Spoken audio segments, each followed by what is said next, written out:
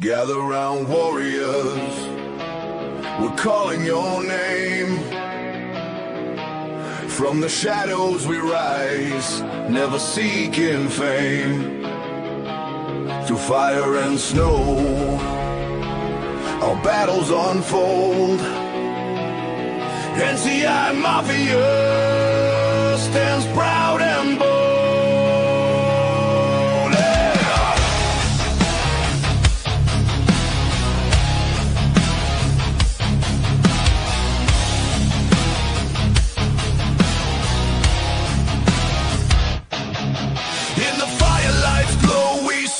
Night, blood red sands whisper the legends in sight. Where the ice cold winds howl through the trees, we chase the monsters that bring us to our knees. Bigfoot's prowling with a primal roar, ghostly figures haunting the mythic folklore. Dogman howls in the dead of the dark, feral ones wander leaving their mark. NCI Mafia calling us home through the blood and the battle. We're never alone. Echoes of truth in this unholy fight. We'll stand for the tales that haunt us at night. Cherokee legends of the spirits alive, old timers tales, they help us survive. Nothing dismissed, it's all brought to light. In this world of shadows, we're prepared for the plight. Testimonies rise like the fog on the ground, voices of those who dare to stick around. With every whisper we build our resolve, facing the monsters with legends to solve. Yeah, NCI Mafia calling us home through the blood and the battle. We're never alone. Echoes of truth in this unholy fight. We'll stand for the tales that haunt us at night. NCI.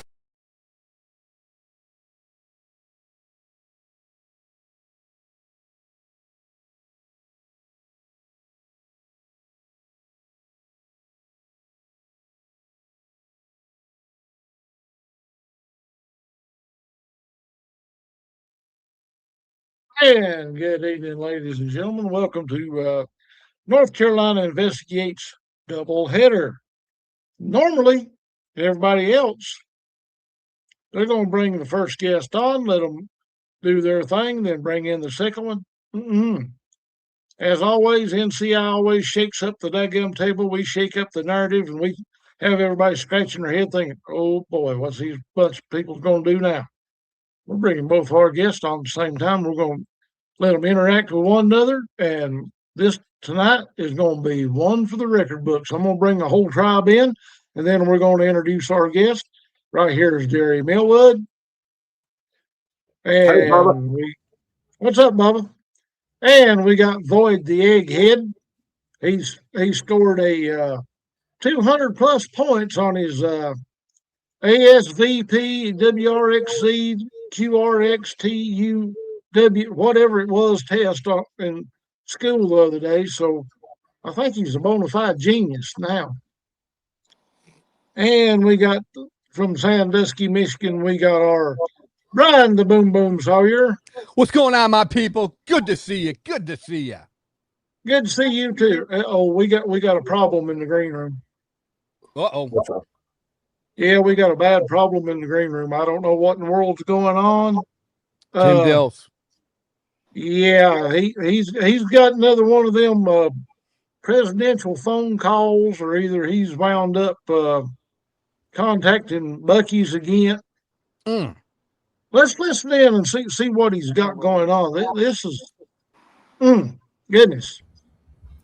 Yeah, is this Cash Patel? Yeah, this is Tim. Yeah, good to talk to you again, buddy. I need you to check on George Lunsford for me. Yeah, his wife got the voodoo dolls out, stabbed it in the neck, and now he can't even move his head. He's locked down tighter than a banjo string. Yeah, if you don't mind. Yeah, just do a welfare check. You know, when you get up to George's age, it's sort of a senior silver alert thing. I didn't want to alert everybody. But yeah, just check on him, and if you get to see him, and tell him we missed him, and can't wait to have him back on the show. Appreciate it, buddy. Wait. Tell Cash I had nothing to do with that 3-headed alien woman. Yeah, and Boom Boom said to lay off the fiery looking, digging into his fiery addiction. It ain't it's his thing. He'll worry about it. All right, thank you. Fairy addiction. That's it, brother. That's it. You hit that nail on the head. Fairy addiction. My brain just went, and I was thinking, well, I'm addicted to candy, so fairy addiction. I probably am. Well, since you told him to do a welfare check, he might have misunderstood. He might accidentally deposit a welfare check into poor old George's bank account. Lucky Hey, devil. that'll work too. But hey, all donations greatly appreciated. We don't turn nothing down. Yeah. Except for Is George okay though?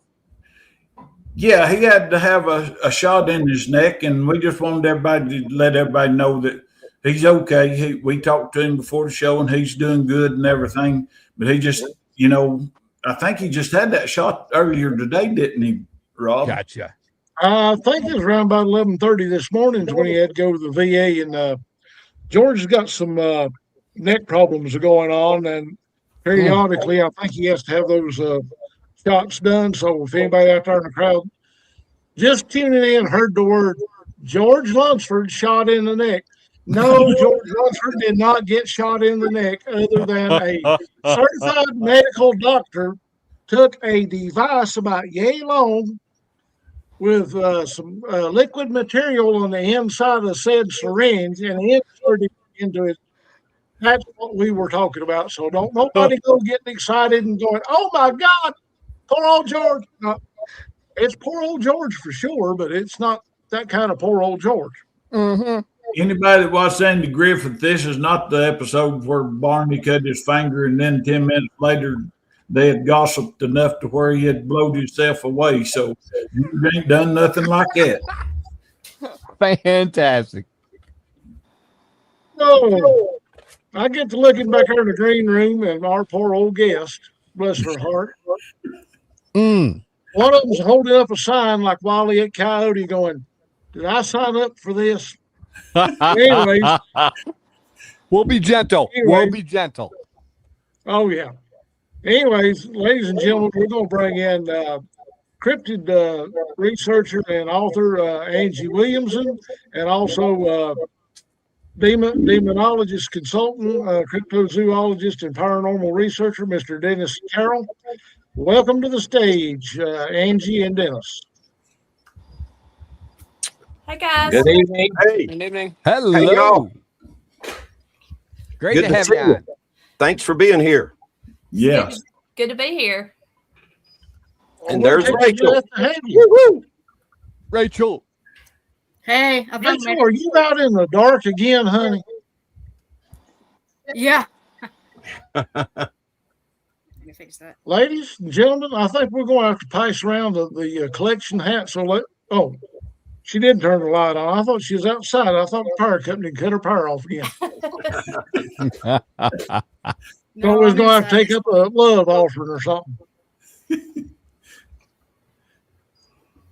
Yeah, we've been Well, on Miss the Angie, what you got going on, darling? What do I have going on? Oh, yeah, how'd you get your start and everything? Well, I was always interested in Bigfoot, anything weird since I was a kid, typical in search of, and my daddy raised us watching Twilight Zone, anything kind of weird. So I just always watched anything I could find on TV about it. And, and eventually, like Finding Bigfoot came out, really enjoyed watching that show. And that's when I learned they were sightings in Georgia. I'd always thought they were just in North California or Oregon or something, and there was just one or two. So when I learned that there were sightings in Georgia, I was, really shocked. Well, it ended up my husband died in 2018. Oh, sorry to hear I'm that. sorry. Oh, well, thank you. And I just needed somewhere different for my mind to go. So I just binge watched anything I could find, and that's when I discovered Sasquatch Chronicles. And so I lived in a camper for a little while. You can only watch so much on Netflix, so I think I just really got into Sasquatch Chronicles, and then found the BFRO website. And I was having dinner one night with a friend, and I mentioned to him my new hobby, and I figured he would make fun of me because none of my friends wanted to talk to me about it. They all thought I was crazy. And he said, "Well, I don't think you're crazy because I seen one. It was in such as Georgia." And I just was like, "Well, can I? I don't know why, but I just want to write down the information and just share it with people." So I did like a little report, kind of try to copy what I had seen other people doing, and I shared it on Facebook in some group that I had found.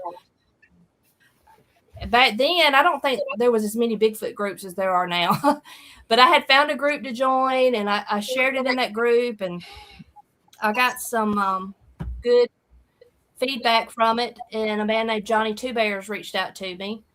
He was trying to put together a team in Georgia. So I went on a few projects with them. We did a few things, and I met some other people, and one thing led to another, and started like kind of doing my own projects, just going out where I could, and found some really good land that I had access to do some research on. Then I got involved with the Molina Bigfoot Festival, helping them with it, and that's where the Elkins Creek cast was done. And just met more and more people, and met up with Daryl Needs, and I have since joined. It's a fairly new group. It's called Seekers, Southeastern Cryptid Research Society. Most of our focus is in the Troop Herd corridor, but we will do other locations as well. And then I ended up writing a book. I didn't set out to write a book, but there's just so many layers of just information. Just when you're trying to learn about this subject, it's just will take you so many different directions. I was just taking notes, and I thought, I almost want to put all this together like a little book that even I can use, because I have a hard time remembering a lot of scientific stuff, but I'll go back and read more other books. But I just kind of developed this book and sent it to a publisher, and it was accepted. And so now I have 3 more books in the works. Wow. Here I am. So Fantastic. We had the opportunity at the Land Between the Lakes to get to work with some of your seeker teammates, that's right. and we found them to be a wonderful group. Yes, there's some awesome people in that group. And Sean said Angie is one of the founding members of Seekers. That's right. Okay. I was at the first meeting. Awesome. What has been your most impactful experience so far, as far as things you've observed personally, footprints or tree breaks, or hearing vocalizations, or seeing boogers? What are the things that are the highest on your list for what you've got to experience so far? Well, the biggest thing is what happened to us in Waycross, Georgia. There's a man, he's passed away now, but his name's Kevin Crawford, and he had reached out to us wanting somebody to come down near the Okefenokee Swamp, because he said they were having activity.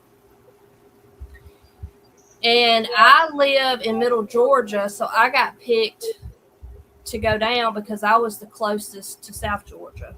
And I had no idea what I was doing. I mean, really no idea. But I had this little thing that I do. I join discussion groups in different towns. And then I'll make a post looking for Bigfoot witnesses. And it'll usually, man, it'll stir some pots. Woo. All right. And so I did that before I went down there. And we ended up having like a little town hall meeting, and I met some great people, a couple of really good witnesses, and they had us lined up to go out to a blueberry farm on this, I think it was the Little Satilla River. But, you know, I didn't know anything about the area. So I went down the weekend before, just to look around. I mean, I don't know why. I just felt like I needed to do that because I had no idea about the area. And I found a little place that, you know, you could camp. It wasn't anything too great, but I thought to myself, well, I'm going to remember what this is because it's just a little dead-end dirt road. Well, I'll tell you where it was now. It was at the Dixon Memorial WMA, the check station, if anybody's familiar with that. So anyway, so the weekend came for us to do our project. The first night we stayed at another location. We didn't have any activity. So then the second night we were going to go to the blueberry farm. Well, we couldn't get back there because dune buggies had watered the road out real bad. You know, the roads were real sandy there. So we had nowhere to go.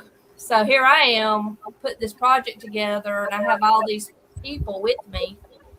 I said, well, I mean, I don't know where we can go. So we decided to go to North Florida to, I think it's Ralph Simmons State Park. So we drove all the way there. But when we got there, we couldn't camp because we didn't have reservations. And the office was closed on the weekend, so we couldn't make reservations. And I told them it ended up being me, Scott DeForest, and a newly married couple, John and April Pearson. I said, well, look, guys, I know where we can go. It's not that great of a place, but it's on the way back home anyway. We can camp there. It's better than nothing.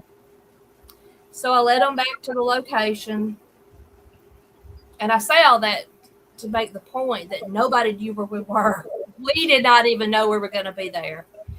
And so I led them there, and they were like, well, this is fine. You know, we'll just make the best of it. So Scott looked around, scouted around, and then I was scouting around. I didn't really act like I knew what I was doing. I don't even know what I was just looking. And nightfall came. Everything was fine. Back then, I was too scared to sleep in a tent. I must say, I will sleep in a tent now, even by myself. But back then, I said I was sleeping in my truck. But John and April put up a tent. So, and also John brought a camera, a really nice video camera. I think he called it a 4K. We had it on a tripod. You know, we were really going to try to get some evidence. So we had all that set up. And we were just, when we sit around a fire, we kind of sit across from each other so that if somebody hears something, you never turn and look. You always, like if I hear a stick break, I say, I just heard a stick break at Scott's 3 o'clock, and nobody looks. Because if something does come into camp, you don't want them to be suspicious that you know they're there. So we were kind of sitting in that position, and John and April had a really big tent set up, not too far from the fire. And April was very scared. Now, I was scared too, so I'm a lot braver now than I was, but April was very scared. She wasn't into Bigfoot. Dawn was. This was not her thing. She was just hyper aware of everything going on, around. So she sits there and she says, "What is that?" And she points up, in front of her, up at the top of the trees. And we were surrounded by hardwood. It was a grassy area with pine trees here and there and a couple little groups of trees, but then it was surrounded by thick hardwoods. And she pointed to the top of the trees that were, outlining the camping area. And John goes, "That is an orb." And Scott said, "It sure is." And so I was like, "Oh my God." Well, I couldn't see it. So we all get up and the orb starts moving and it stays in the trees, in the very top of the trees. And it goes all the way down to the corner of the camping area. From there, and it's still on top of trees, and I still can't see it. It turns right. It makes like a 90-degree turn. It stays in the top of those trees, and I still can't see it. We're following it. And then it jumps down out of the tree into the road. That's when I could then see it. It was about chest high. And the way the guys described it, it said it looked just like it jumped down out of the tree. So at that point, I could see it. And we watched it cross the road and go into the pine thicket across the road until it was out of sight. So, we were just freaking out. We had just all witnessed that for several minutes to the point that we followed it. And it acted with some intelligence. And it looked, it's about this big, looked like a pulsing ball of light. It was like a dim white color. Well, we settled down and a little more time went by. And suddenly, in the woods behind me, I heard something. And I was confused what the sound was because it sounded like an old motorcycle somebody was trying to crank. And I looked at Scott and he said, "Did you hear that?" And I said, "What was that?" He said, "That was two growls." I said, "Oh, no." Well, April said she was leaving. And I said, "No, I'm leaving too, because if something sounds that horrible growling behind me, I don't want to be here either." So Scott was like, "Well, no, nobody's leaving. Everybody just hold on. We'll all leave together because whatever this is, it wants us gone." And it's, the growls were very scary. So we all packed up our stuff. We cranked our vehicles. We pulled around. And I had everything in my vehicle, and Scott had parked behind me with his vehicle running. And I looked, and there was a little clump of trees just inside the camping area. It was not in the woods, it was actually inside the little camping area. It was a little clump of trees, I don't know, 3 or 4 trees with a lot of vines and stuff. And I saw this brilliant white light, and it was that big. It was just brilliant white. I can't really describe it, and I told Scott, I said, "Come here, Scott." I said, "Is that eye shine?" He said, "Well, I don't know, but I guess I'll walk down there and see." And it was about 40 yards.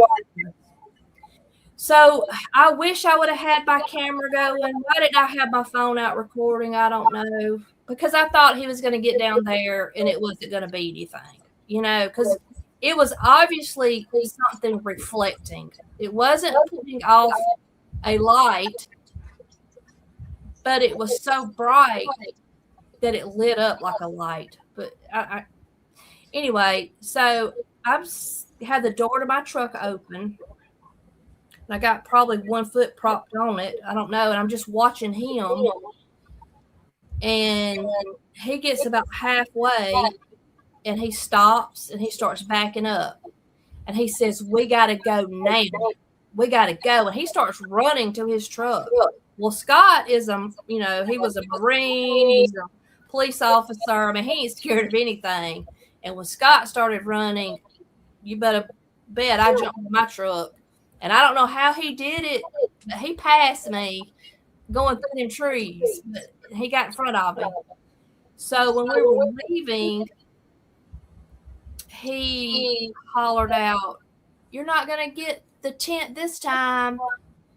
And I thought, well, that was corny. What in the world? So anyway, we were freaking out. So we finally got to the end of that dirt road and decided we had to go somewhere and calm down and just talk about what had just happened. So we found like a Waffle King or something. And come to find out, what Scott saw was when he got halfway there, whatever that thing was, it dropped down 4 or 5 inches and turned to its right. And when it did, he saw both eyes. So did I see a Bigfoot? No, but I saw something. And that's when I also found out that when we had first gotten there, he found a tent dug up in the woods that still had an air mattress in it. And that's why he said that when we were leaving. He didn't tell me that in the beginning. He said he didn't want me to be any more scared than I already was. So he didn't tell me about it till after the fact. So anyway, that's the most dramatic thing. Other than that, I've heard tree knocks, which seem to follow us as we walked, through the woods and into the swamp.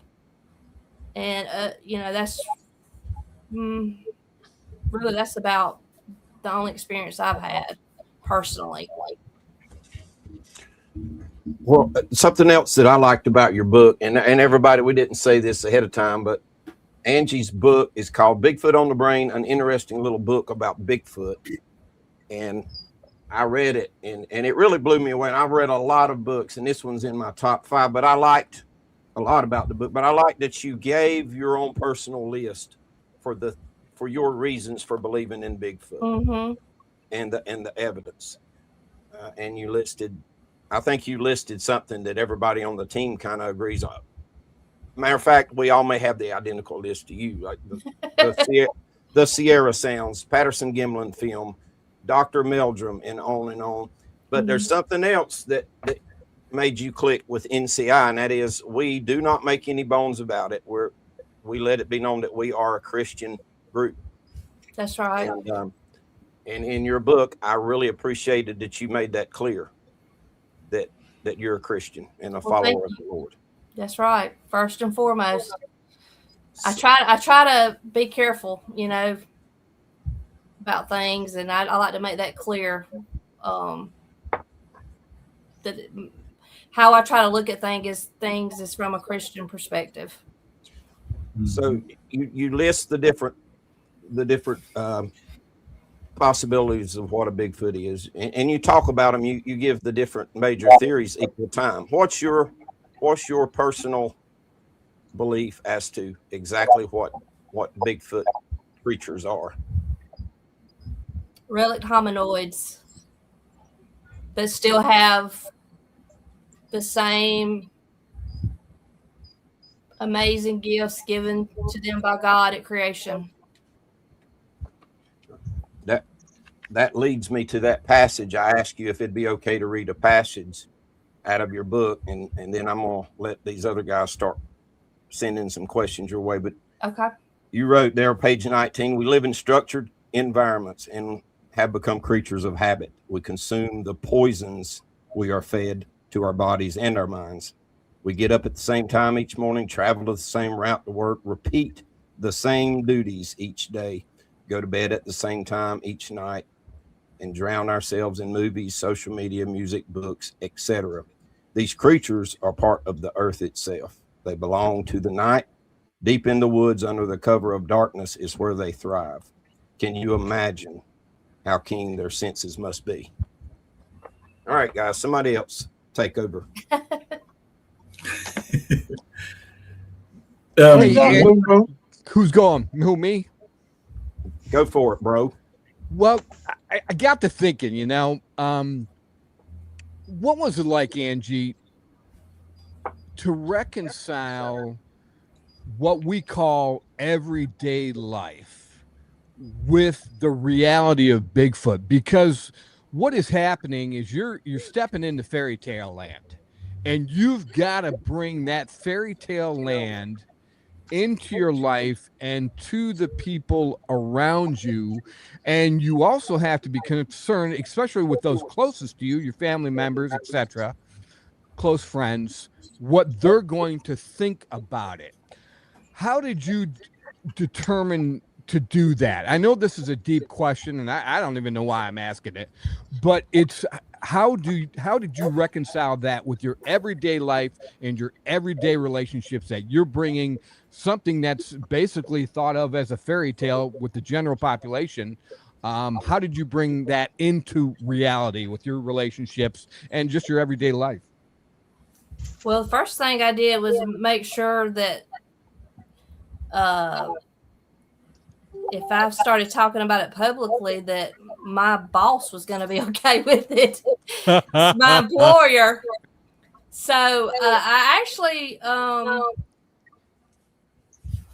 don't even want to say the field of work I'm in, but I made sure with my employer, and he was like, I don't care, have fun with it. So I made sure I was securing that.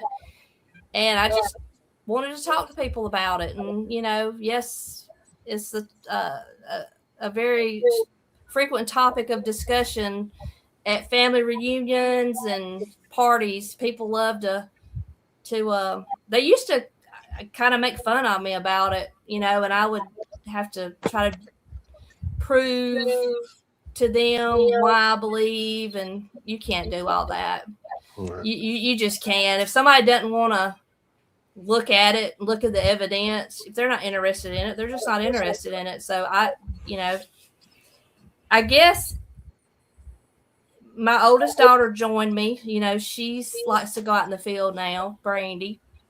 So her and I talk about a lot of things, and been to some conferences and stuff. And actually, I just increased my circle of friends in the Bigfoot community. Good so stuff. These are Bigfoot friends that I have are some of the finest people in my life. I mean, that's no joke. I've met some phenomenal people. I don't know. They don't know anything about it. Think that it's just a bunch of, hillbillies out chasing monsters, but it's not. It's Marines and Army Rangers and scientists and police officers, and it's just a lot of really normal, really good people, and that just love getting out in the woods. And I really kind of don't care what people think of me either. Somebody wants to think I'm crazy, they can just think I'm crazy. I have enough other good qualities about me, I think, that people know that, I'm just fun, and I just like to be out in the woods. So Good stuff. if they want to make fun of me, they can. I don't care. I have thick skin. I got enough people that believe in me that it don't really bother me. No, good stuff. Good stuff. I've got a couple of friends that have backed right off. One of them started their own business, and another got a new job, and it's totally job related, like you said. And they back right off because they're afraid of what kind of perception, how people are going to look at them. Good stuff, Andy. Right. Thank you. You're welcome. And that's a big legitimate concern because, as a preacher, once my identity got kind of put out there, I was like, okay, it's out there. I'm not going to stop believing in Bigfoot. I'm not going to apologize for it. wonder how my church family and my pastor and everybody and people in my family and my friends are going to receive me. And for the most part, I have had no issues. Matter of fact, there's people that go to my church with me that watch the show and watch my show every week and watch this show. So the few people that don't want to support us and that want to, even if they want to make fun of us, that's on them. If they want to be small-minded, closed-minded folks, and they want to live in that box like you talked about in the book, we talked about it on the show other times. If they want to live in that box, that's fine. Yeah. Well, I mean, and I say stuff like, there's 10,000 eyewitness reports in the United States alone. How can you believe in the Bible and believe in the parting of the Red Sea and the Great Flood and, all these phenomenal events and things that happen, but yet you can't believe that another, hominoid may exist among us? We know they were Neanderthals. We know they were Denisovans. I mean, why couldn't there still be one that's still here? And all these eyewitnesses, yes, a lot of people lie. Yes, there's a lot of mistaken identity, but not everybody is a liar. So, and you tell me what happened to us in Waycross. I mean, I don't know what that was. I can tell you it did sound like an alligator. I will say that. It sounded like a huge alligator. That's the closest thing I found to what it sounded like. But I want to point out, it was winter time when we were there. It was the first weekend in March. It was cold. We were not near water.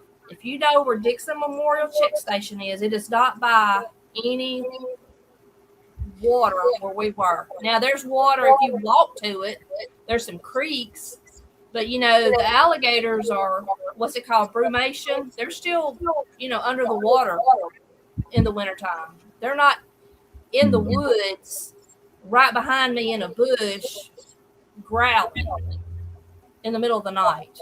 I mean, yeah, a gator will come onto land, but that's like during breeding season and summertime and stuff like that, not when it's wintertime. They're not going to come out of the water like that. So, but that was the closest thing I could find to what it did sound like. But, I mean, so, they didn't tell me what happened then. What was that? We were circled by an orb, and it felt like it was checking us out. Now, I don't know if it's related to Bigfoot, the orb, but it felt like it circled us and went back and reported something, and they came to us. I don't know. That's just what it felt like. It could have been totally coincidental and not related, but it was an orb, and it acted with intelligence because it made a 90-degree right-hand turn and then jumped down out of the tree. So, I mean, I don't know.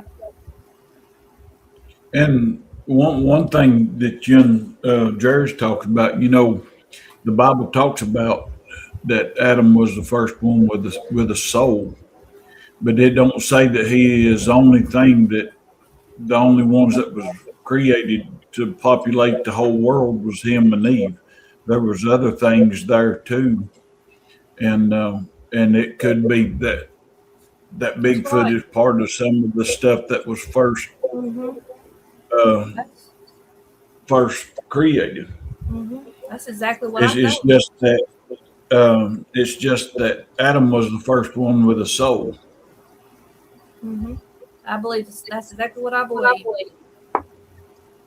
He was placed in the garden. What do you think, Rachel? Sir? He said, what do you think about it, Rachel? I'm not sure about it. Me. What do you think the Bigfoots are? Do you think they're the forest? I'm sorry, she cut out for me. I didn't hear what she said.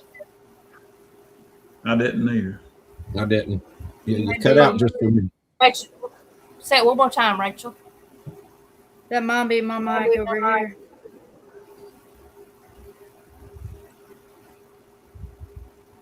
Well, I want to thank Angie. Can you hear me? I can.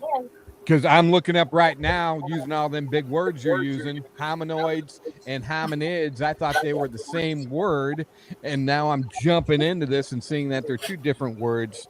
You need to separate read my book. classifications. Well, I'm going to now, girl. Going to now. It just Stuff. the little book just gives you a good little foundation. I mean, it was my foundation. I'm just sharing with others. And I No, love talking to salt of the earth witnesses. I don't like to get my witnesses from Bigfoot conferences and people already in the Bigfoot world. I like to get my witnesses from, I share a lot on Facebook, and it'll stir some pots, and then somebody will message me. You know, somebody's little grandpa that's had a secret, you know, for 40 years. And he'll, like, I had one guy, he agreed to meet me in a park. And I had to go meet him in a park. He's about 80 years old to get his story. And his is actually in the book. It's the one in Jackson, Georgia, where he watched it. It was a female hold hands with its baby and walk off. You know, that's a little salt of the earth people that are not in the Bigfoot world already. That's who I like to interview. And eyewitness testimony, in my opinion, is underrated. People don't that's our main source. That's what leads us to spots. With the NCI team, a lot of our spots are because witnesses, you know, told one of us a story and their experiences there, and that's what led us there. And I think it's the most crucial piece of initiating evidence that there is out there. And some people think, you know, it's like they look down on anecdotal evidence, but I think it's at the very top. It's just my opinion. We went back to Dixon Memorial a year later and took a few more people with us. And they had clear cut and taken all the hardwood. And it was the deadest weekend ever. We didn't even see a squirrel. And then we went back again this past winter, and it was still just as dead. So now I tell people where it was. If they want to go check it out, maybe they'll see something. Maybe they'll let me know, but I won't be going back there for a while.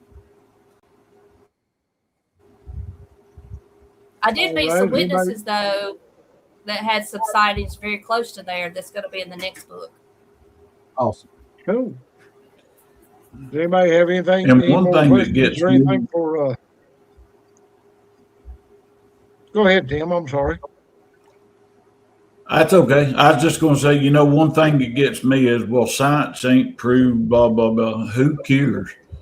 That's like saying no other animals existed until science said they did, and we know that ain't right. Yep.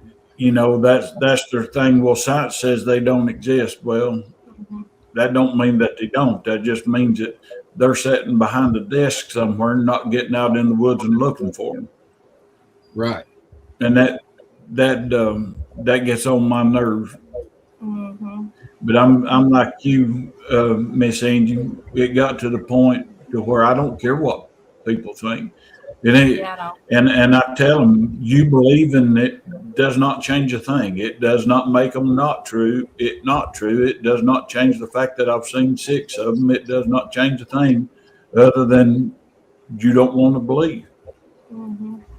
Well, I'm having fun and I'm not wasting my time. I've experienced things being in the swamp, you know, in the middle of the night that I would have missed had I been home, you know, watching reruns of, you know, Sanford and Son. So no time I've spent in the wood has been wasted. I didn't know we had flying squirrels in Georgia.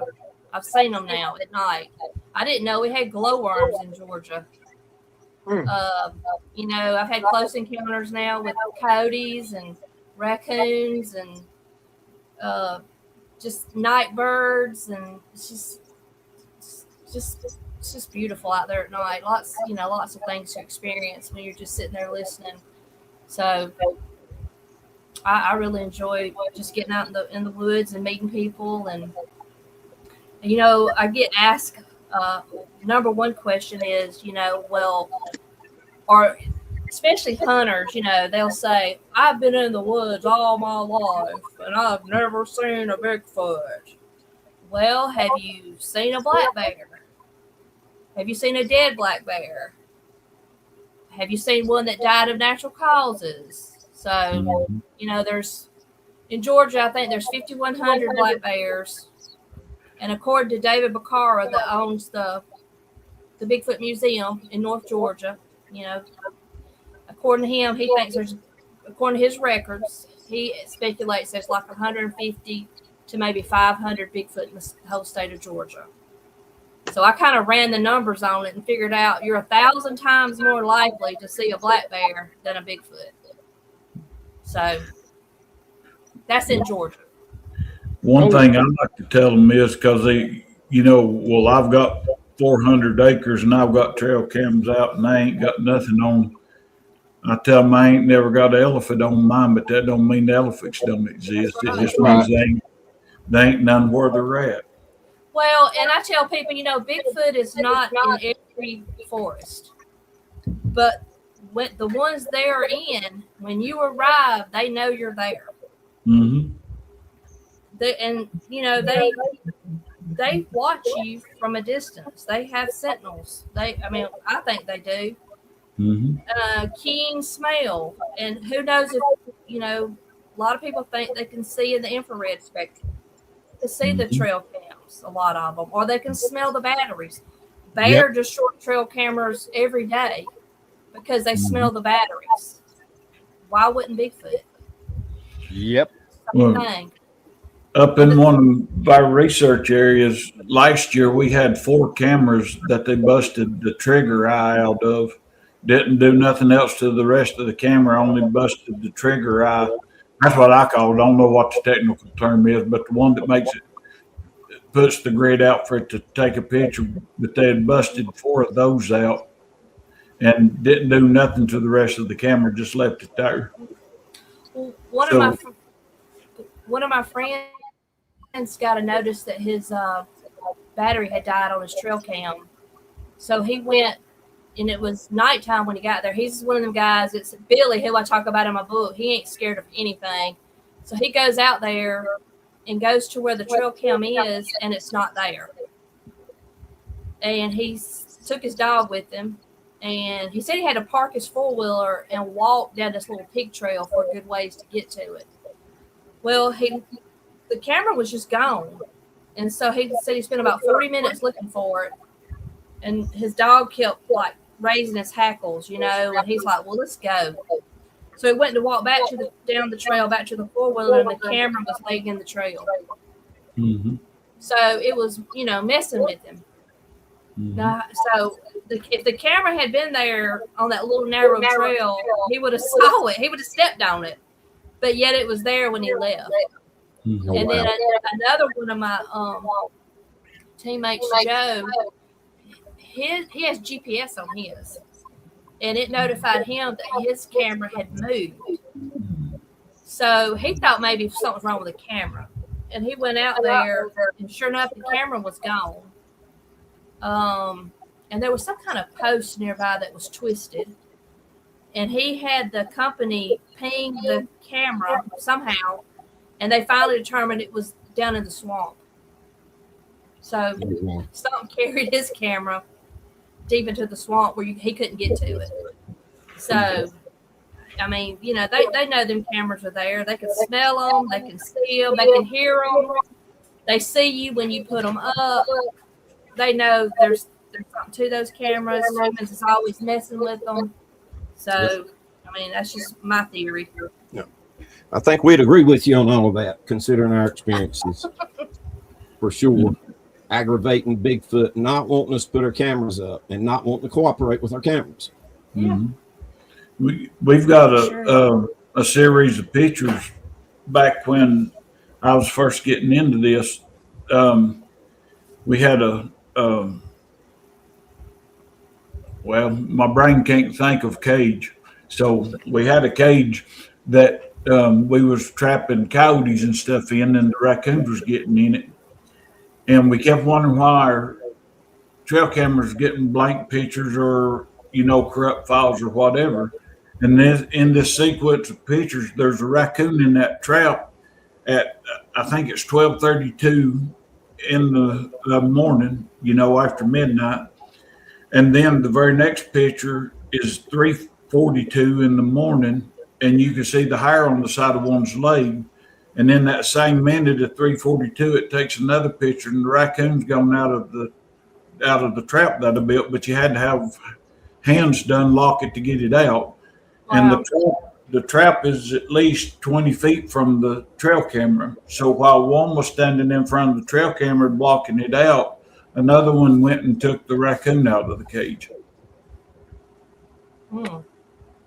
That's crazy. That's when I realized just how intelligent they are.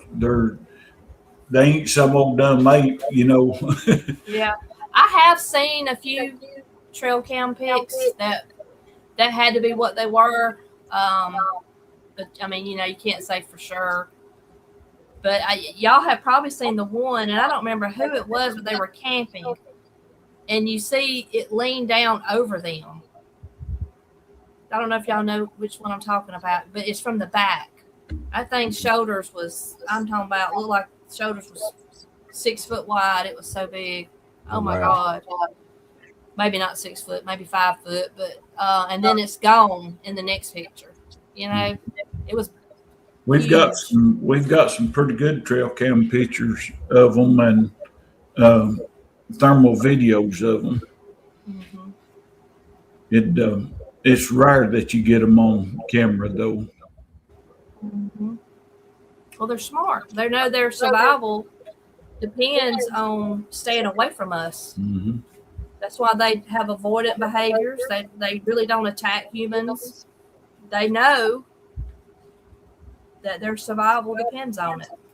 Yeah. Well, has anybody got any more questions or anything for Miss Angie? Just one last thing. Go ahead and tell us about your books you got coming out. Oh, the ones that's coming out?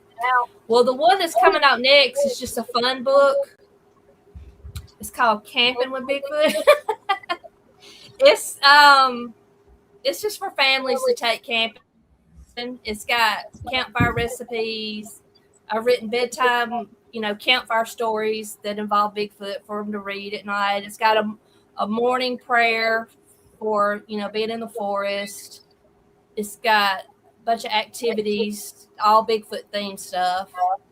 And it's almost ready. I just got to get my artist to get motivated. my artist is my daughter. So I try not to use AI, and I'm trying to stay away from that for my covers. And then Bigfoot on the Brain 2. It's going to be another interesting little book about Bigfoot. It'll be more testimonies that I've gotten. I probably got about 15 more really good eyewitness reports now. And I got about 4 people I've really got to take the time to meet up with and get their eyewitness reports. So I would like to have 25 or 30 before I really put that one out. And it'll just include, a little more information about basic Bigfoot research, knowledge. And then my daughter and I are working on one about the troop herd corridor, all the weird things in that area. And it will be UFOs, missing people, stuff with Native Americans. There's a documented supposed werewolf buried there. Lots of crazy stuff, lots of ghost reports, Mahalia Lancaster, just a lot of stuff.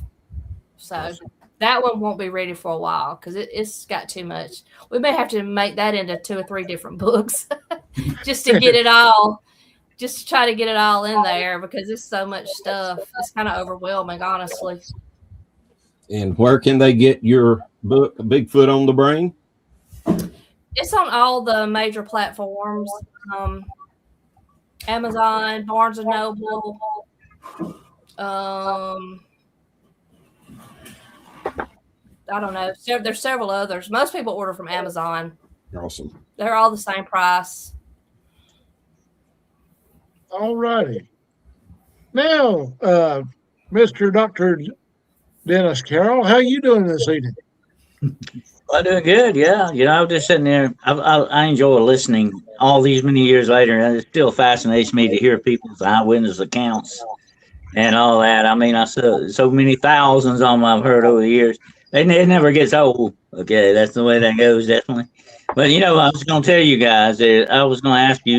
Do you remember an old country song? I was country before country was cool. Remember that one? Well, Yeah. No, I was paranormal before paranormal was cool. Okay, that's how far back I go. I go way, way back. Matter of fact, I've been researching now probably very close to 60 years of my life going into this. I look at the whole thing like a pie.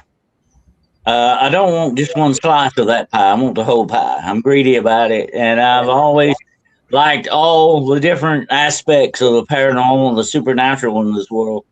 And I can't remember a time. I was a monster kid when I was a little boy. I loved monster movies. I watched, Shock Theater and all that came on. I consumed it. Yeah, I mean, I loved it. And matter of fact, in my next book I've got coming out, it's called Paracryptidology: Hunting Monsters and Things of Nightmare. I'm gonna have a little excerpt on the back, and it says that when you're a child, you believe that monsters are real, and then you grow up to find out they really are. Mhm. And that's kind of been the summation of my life to a certain extent. And in the fields of research, I've been as a minister. I've been deep into demonology and the occult and all that stuff. And as a doctor of metaphysics and parapsychology and all that, I've been deep into that. But I've always been a cryptid hunter at heart too. My very first actual physical investigation was a werewolf sighting, and I was like 15 years old when I did that. And it was, matter of fact, in a very close neighborhood connected to where I live. And so that was kind of convenient in that fact. But the very first consultation case I ever had about that same time involved witchcraft. So I got started, I think, on the right foot. But the thing that really got me started on the road was back when I was I think I was about like 14 years old. I was at a church service, and I always sit back to the back. That's where I was at back in the days. I would always sit back and towards the door. And I remember something was going on up front, and I didn't know what it was. I wasn't paying a lot of attention. But I noticed that the man that played the piano was acting rather erratically. And so they got the man and took him down to the altar and were getting ready to pray for this man. And the minister said, "Well, everybody close your eyes and pray." Well, I didn't do that. I kept watching. And what I saw blew my mind. It really got. Well, I actually saw 3 demonic spirits leave this man and go through the wall next to where he was at. And the best way I can describe them, and over the years I've encountered many demonic spirits since then. They come in different shapes and varieties. But what I saw that day, they looked like, the best way I can describe them, they were like soccer-sized dirty balls of light. And they were very strange. I mean, the properties of them were very supernatural looking. And there I sat looking at this with my jaw on the floor. Oh, what hell, what is this? So that started me on the road to understand what it was I saw that day. That lit a fire under me to learn more about what, the unseen that is around us. And it is just as real to me as you are, looking at you. All of this is part of the universe in which we exist. And as a minister over the years, I've learned that this is definitely something that is spiritual, beyond doubt. I had somebody ask me the other day, all the years you've been involved in this, what's the one thing you've gotten, you've taken away from this? I can tell you without a doubt that there is something beyond death. I think death is just the beginning and not the end, Mm-hmm. to a certain extent, and I believe that completely due to the many incidences I've had, not just with the demonic. I have had encounters with other types of spiritual and supernatural beings. There was one time I've actually seen Bigfoot close up enough that I could have touched him. I could have reached out and touched him. And that was a very strange incident that I had. And that was in the forest of Oconee County. I'm in South Carolina. This was very close to the border of Georgia. And we had been, over the years, I had seen him at a distance several times. But I always wanted a close-up look, and finally I did. I finally got a close-up look at him, and it was one night. That night, it was a very dark night. There was no moon. And I had been, I was with two other guys, and I had been reading about how they hunted tigers in India. You know, with certain techniques that you did for that. And I said, let's try that, tonight. And I said, one guy go down this way deep into the forest, and the other guy go that way. And I'm going to stay here in the middle and see if you flush anything up towards me, And I had a night vision goggle, a monocle, actually, I was looking through, a mono, one scope light. And I was looking through it. Now, I don't know if you've, of course, Angie probably knows this. You stare into something like that after a while, it begins to hurt your eye, It kind of bothers you a little bit. So I kind of had it down a little moment. I took it down a bit when I heard something in the bushes. And that's when I looked up and I brought the scope back up. And that's exactly when I saw him. He was right in front of me, but he was going to the left of me through some like 6-foot saplings that were there. And he was sort of, I want to say, kind of not cinnamon color, not that light, but a darker color of brown. Like. His hair was rather long on him. And like I said, I just got a very quick, and I was very close because I stepped over towards him. And that's when he kind of looked at me, and we kind of met eye to eye kind of thing. But of course, I'm 6'4". He was about like 8'4". Okay. So he was kind of looking down on me. And he was like, and it was a strange expression like on his face. And I'm sure I had one on mine. But he was like looking at me like, what are you doing here? It was kind of surprised, but not real full-blown surprise, but it was just like a surprise, And a lot of people said, well, didn't you want to run, Dennis? I said, yeah, I wanted to run to him. I was not running away from him. I was trying to get closer. I wanted to see more of him, in that experience. And he was right in front of me and going to the left, and he stepped in behind a large oak tree that was right there. And as he did that, he turned and kind of looked at me. That's when he would kind of look, met eyes. And that's when he went in behind this tree. Well, I immediately went to that animal. But like I said, I could have reached out and grabbed him. I would not advise doing that. But I could have done that. That's how close I was to him. I could even feel heat off of this thing. And I could definitely smell him. It was very close. And the weird thing that struck me is this, and like I say, it was just so quick of a sighting. I didn't really get to enjoy it like I would have if I could have, studied him a little bit longer.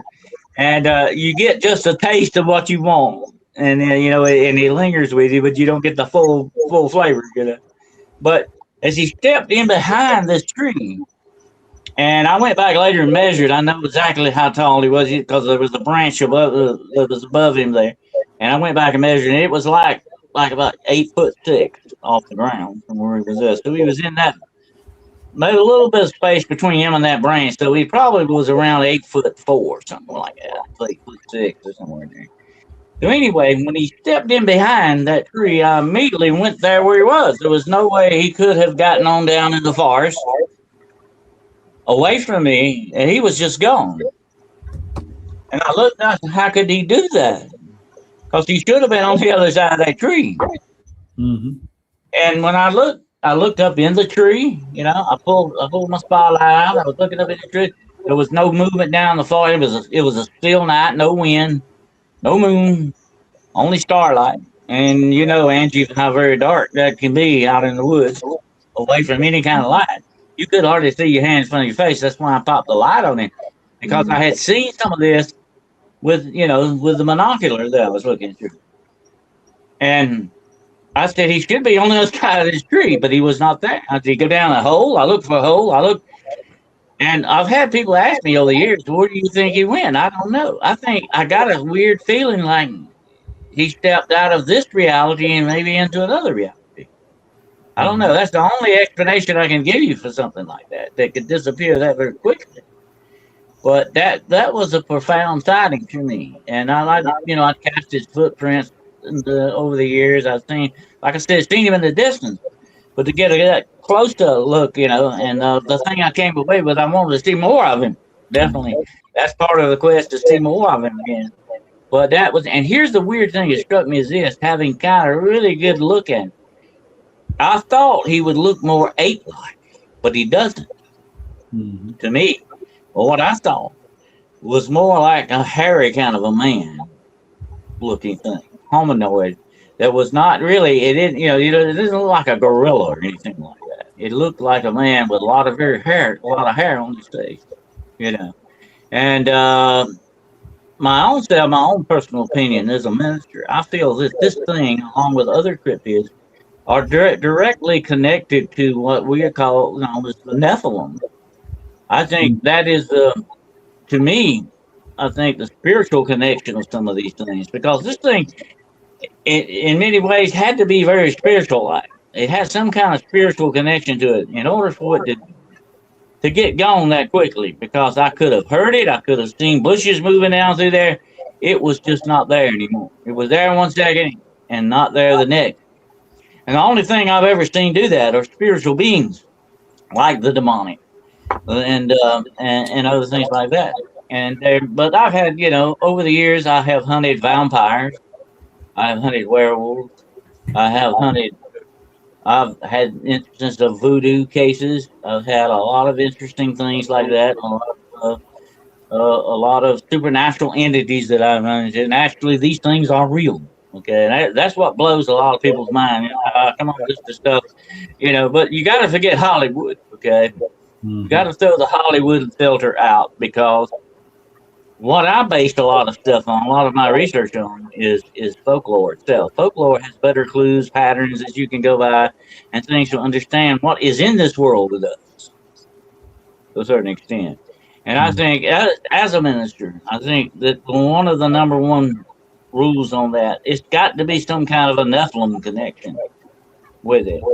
And I'm not saying it's inherently evil, but it could be some kind of connection to that. That's the only explanation I can come up with for a lot of the existence of these things in that respect. But to me, I think without a doubt, a lot of this stuff is spiritual, and it can move between realities or dimensions or whatever, however you want to say that. And that, I believe, is what happened that night. That's the only explanation I have for something that could disappear like that. Mm-hmm. And one more thing, looking through that scope that night at him, there was a very fuzzy-like look to his hair itself. Okay, the fur on him was not like a deer. I've done a lot of deer hunting over the years. I know, I run into everything that's out there in the woods. I have seen wolves. I have seen bears, mountain lions. Mm-hmm. And this thing was very unnatural looking in that instant when I saw it. That's all I can tell you. I mean, it's the expression I come away with it. And that's the only conclusion I could come to see something like that. Now, the werewolf sighting I had, I mentioned that to you guys earlier. The werewolf sighting was very quick and far off and distant, and was not a really good look of what I wanted to see of it. But it was, and I've had a lot of people say, you saw them Angie bears standing there. I said, no, bears do not have pointed ears. And this thing did have pointed ears. Okay, bears have rounded like ears. They don't have pointed ears. I know bears when I see them. Yeah. And this thing was definitely not that. And it was standing on two legs. But the interesting, and this what happened that day. And it was late in the day when I saw this, and it was sort of a kind of a stormy day in the mountains. I was in the mountains of North Carolina. I was right above Cherokee. And as a matter of fact, I had two Cherokee brothers with me that were sort of like, we were tracking. We had been tracking that day what we thought was the Wampus cat. Now, I don't know if you've heard about the Wampus cat, I know. And that's what we thought we were, looking for that day. We were out around for it. And we could never get a clear line of track. But something was always ahead of us. And it was like playing a little game with us, but we could never get a clear line of tracks. And they were good trackers, better than me. I was learning how to track at that time. And that's a very important thing, as Angie knows too. You got to know your tracks out in the woods of the different animals out there and all that, how they do, and how a bear can step in its own track sometimes and do weird stuff that way too. And we've been tracking this, but like I said, we couldn't get any clear tracks. And finally, and it was late in the day, storms were coming up in the mountains around us. And finally, one of the Cherokee brothers, the older one, he was looking down. We finally got a line of tracks next to a creek that was there. And he was looking at them, and I was looking at them. I said, "These are weird-looking tracks here. I had never seen anything quite like them. They looked canine, but they were longer in some way. Just like," and I said, "Is it stepping in its own track, doing this, or what?" So he comes back to me and he says, "There's something wrong with these tracks."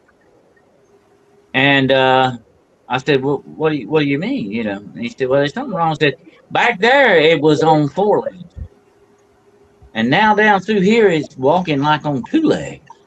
Mm-hmm. And then the other brother said something to him in Cherokee. I said, "What did he say?" And he said, and the other brother to me said, "Well," he said, "we didn't sign on to, hunt any, werewolf. We're leaving. We're getting out of here." And I had seen this thing before that and never mentioned it to him now. And that was sort of confirmation for what I had seen that day, when this happened. And I said, "Well, if you're leaving, I'm leaving too." And the storm was coming up anyway. It was getting dark. And the thing I can tell you about, and this is what, I've talked about over the years, the thing I can tell you about Dogman and werewolf, okay? Having knowing what I know. Dogman is Dogman 24/7. Mm-hmm. Supposedly a werewolf can be your next door neighbor. It can be the guy that bags groceries at your supermarket. It can be anybody. They're not a werewolf all the time. They're just one when they want to be. And you forget Hollywood, okay, because they do not change on full moon. They can change whenever they want to. Because they acquire the ability to be a werewolf through terrible black magic that they acquire. Very demonic power that they get to do this. So they do horrible things to acquire this. They do murder, they do torture, they all kinds of they do things with children we won't get into tonight, okay? Because I know they do these horrible things in the occult and in the cults that they have, and there are werewolf cults, there are vampire cults, there are witch cults, there are satanic cults out there. Mm-hmm. And they do their own different rituals, they do their own stuff. And yet, sometimes they cooperate, sometimes they don't with each other. Sometimes they even have wars with each other. The perfect assassin is a werewolf. I would not want one on my trail because the big difference between the werewolf and the dogman. Dogman may cut you a break and you'll walk away from it. If you do encounter a werewolf, and I think the only reason why I'm here today to tell you this story is he didn't see me and I saw him. Mm-hmm. Because if they see you, if they catch your scent, they will not stop till they unalive you, tear you into pieces, and then eat you and spit you out just for fun. And that's what a werewolf does, because they are horrific, driven by horrific demonic power. Mm-hmm. And that's how they acquire this stuff. And this is very deep, dark, black magic that you're talking about here. But now there are different types of werewolves. There are wolf men, people who are cursed with this, that don't want to be this way. Or maybe they have it in their family lines. They have that going too. Dogman, on the other hand, and that's like I say, I'm doing a show tomorrow night on my channel, Interdimensional Dogman. There's a possibility, there's a theory that these are beings from another dimension that are crossing over into our reality from somewhere else. And then there are also the possibility that sometimes sightings of certain dogmen have been conjured up from the darkness by black magic. This is another reality that you say. And I've seen some interesting reports about dogmen being seen in graveyards, cemeteries, which are hangouts for demonic spirits. Big hangout. You know, I've had people come say, you know, where can I find a demon at? I said, well, if you're looking for a demon, you go to a graveyard or place of the dead, mortuaries, battlefields, mental hospitals. That's where they hang out at. They go there, try to do this. Most of the time, you're not going to find spirits of the dead in a graveyard. They've gone home to where they usually go. It's been my reality that you find mostly encounter demonic spirits because they are very real and very dangerous if you do not know what you're dealing with. And over the years, I have studied the occult for a long, long time. And I know without a doubt what these things do to you and how they interact with us, especially the demonic, and how downright dangerous it can be if you do not know what you are dealing with. And that has been my scope over the years. That when people call me in on certain cases, and I've had many thousands of cases, if you're dealing with the demonic, it's not all about just investigating. You know, they got a lot of social clubs out there, and they do it just for fun. You know, they're not helping anybody though. I've had people, many people, come to me over the years. You know, we need your help, doctor. We need help. We need, you know, something going on here is, you know, attacking my children or it's doing this and whatever the situation. People won't help. You know, so you get to a certain point where you say, I can investigate this to find out exactly what it is I'm dealing with. And then I've got to try to help you and resolve your problem, whatever it may be, you know, in that respect. So that's been my focus over the years, not just investigating and experiencing, but helping people. Because I would want to be helped in that certain situation. As a minister, I see that as part of a ministry in many ways. To help people understand what it is they're facing and all that. H.P. Lovecraft said the greatest fear of mankind is the fear of the unknown. Once you kind of know what you're facing, you know, like Bigfoot or Dogman or whatever the situation, once you realize what it is, you get a handle on that fear. You know, everybody has fear. You know, if anybody, man or woman, comes up to you and says, I'm not scared, nothing scares me, they're lying, okay, because they're not human. That's a human emotion.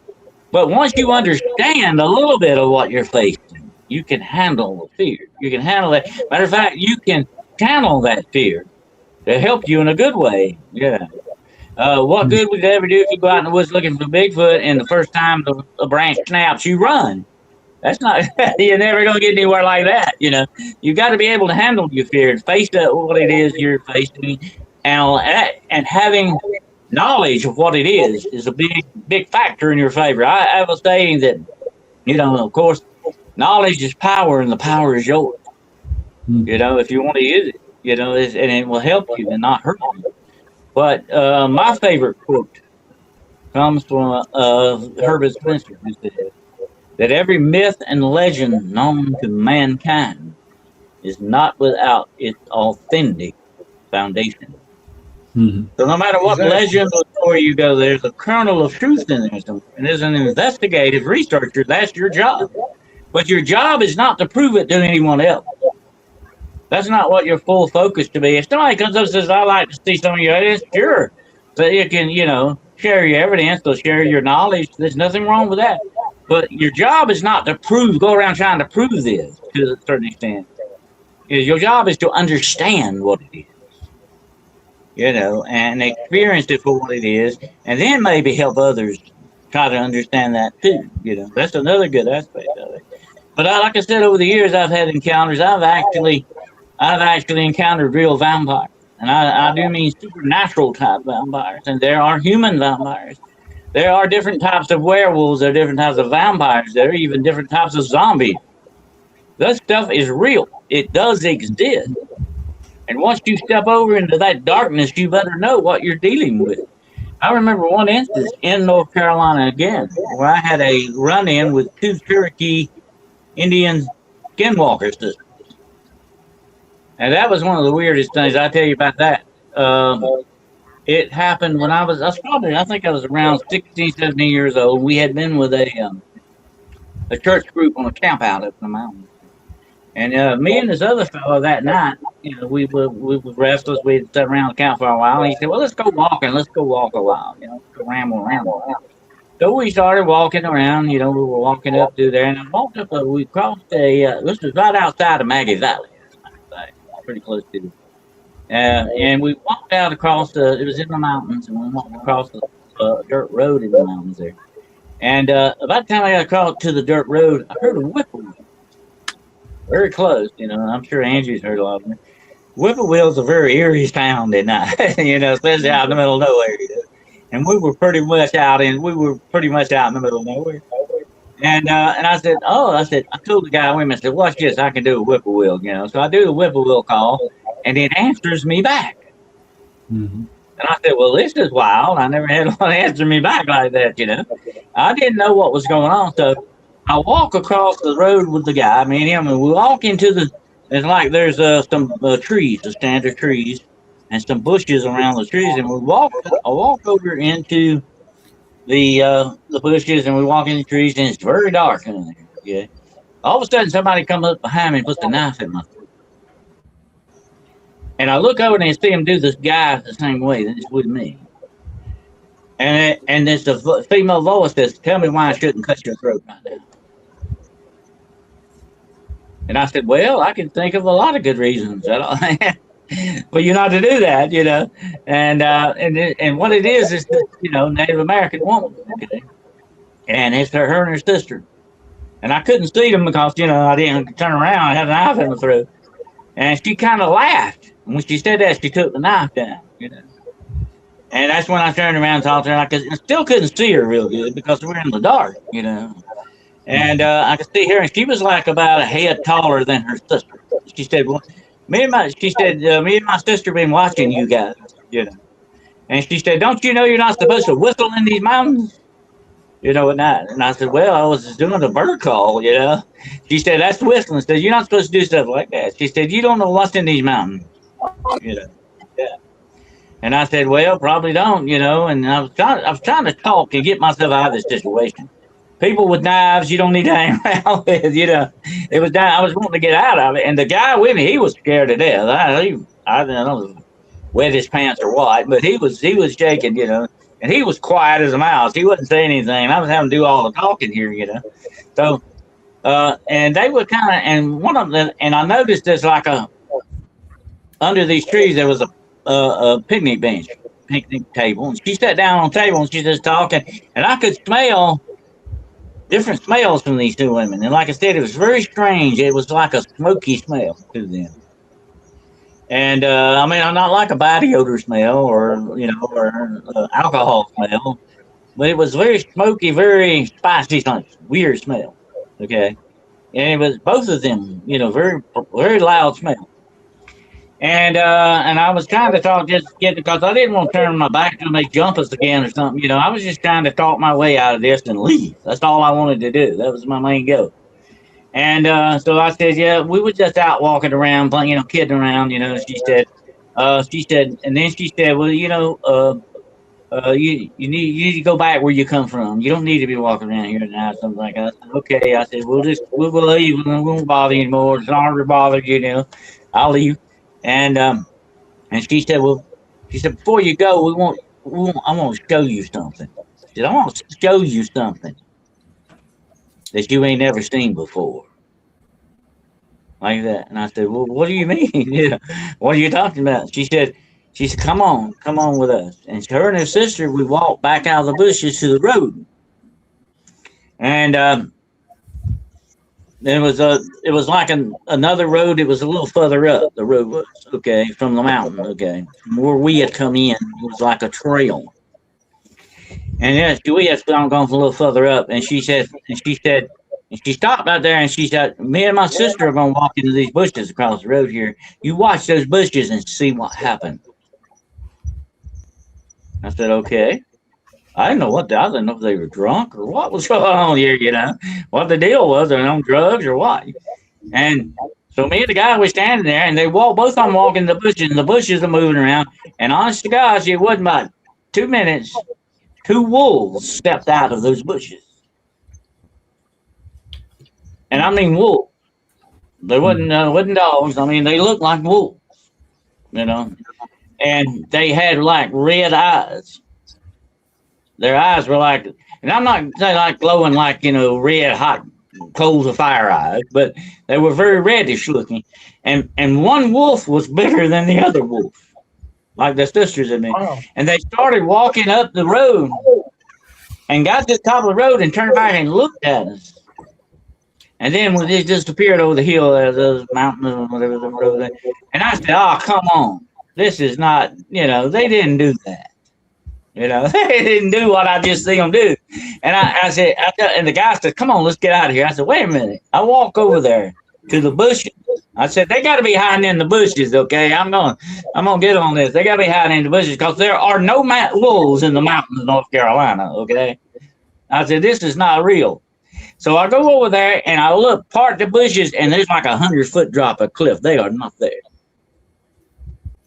And I said, this is freaky. And up to that time, I didn't know what a skinwalker was, okay? And later on, doing research and all that, I found out definitely what I had experienced that night. And that was a mind-blowing experience. But now, there were for a while wolves in the mountains of North Carolina. They were put there by the Park Service. They tried to, bring wolves back, and I think it failed. But at that time when this happened, was many, many years ago, there were no wolves, as far as I know, in the mountains of North Carolina. What were those things? They were not German shepherds. I mean, they didn't look like Germans. They looked like wolves. Yeah, we've got their eyes that color was weird. That was freaky. We've got the red wolves here in Western North Carolina. A couple of them. I've actually seen them a couple of times. But they brought those. They brought them from Mexico. Aren't they Mexican wolves? I believe, right? Mexican wolves. I don't know. I've just read there's one of the old Forest Service buildings up on what we call Warrior. It's called Waya. We call it Warrior. But they've got a billboard place up there, and they talk about where they'd turned them loose back in the 50s, the red wolf. But all my years of living here, I've never seen but 2 of them. Mm-hmm. So they're very few and far between. I think they're actually mating now with the coyotes, because I've actually heard the wolves howl. And you got coyote hybrids too with them. Heard the wolves howl, and then coyotes started in. You can tell the sound come from the same spot. I mean, they wasn't that far from me, maybe 100, 120 yards from me.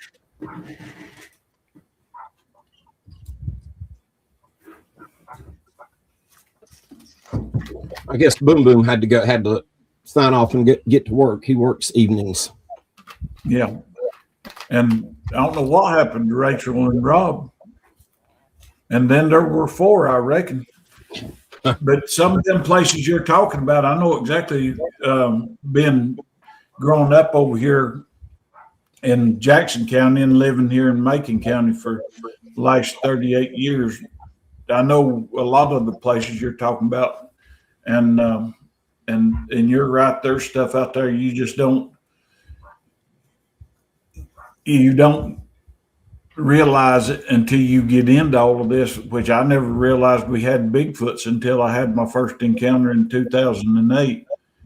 And I thought I had a pretty good grasp on things, but then I realized not only are there Bigfoot, but there are also dog men, and that one of the places here where they do satanic rituals, there's actually been a goat man seen there a couple of times and stuff like that. But I didn't mean to interrupt you, but I just wanting to tell you that we do still have a couple of the old red wolves running around, but I very seriously doubt they're the full-blooded like they was when they turned them loose years ago. The only wolves I have actually over the years, many years after that, I have seen some wolves once or twice in the mountains of North Carolina. They were red. I think they're the Mexican red wolves. I think is what they were. They actually brought them up with a wolf project that they turned a lot of them loose in there. I think though that some of the farmers objected to that around in those regions, and it went the program went bad. I think after a while. Now there are wolves, I think, a very large amount of wolves on the coast. I think on some of the islands on the coast of North Carolina that they've introduced in there. It's a shame though because the wolf was a very important predator for that land. And I've always been big on conservation. I think there's certain part of nature and stuff that we need to leave alone.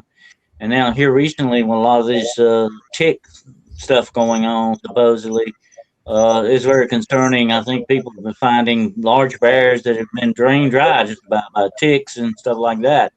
So you got all kind of predators out there now, unfortunately, some kind. But one of the biggest things about the occult and all that the witches of the Appalachians were definitely shapeshifters. And I tell people that when you talk about skinwalkers, you're basically talking about Native American witches. And then you got just regular witches. They're shapeshifters too, but you don't call them skinwalkers. They call them witches. But that's basically what you got with that. But I've heard many stories over the years, about the Appalachian witches and things that they can do, turning into big Black Panther type things. And I've had a lot of sightings. I've actually found tracks that look like very much like large, very, very large cat tracks that were probably not cougars the way they looked. And there is a distinct difference between a cougar track and a panther type track.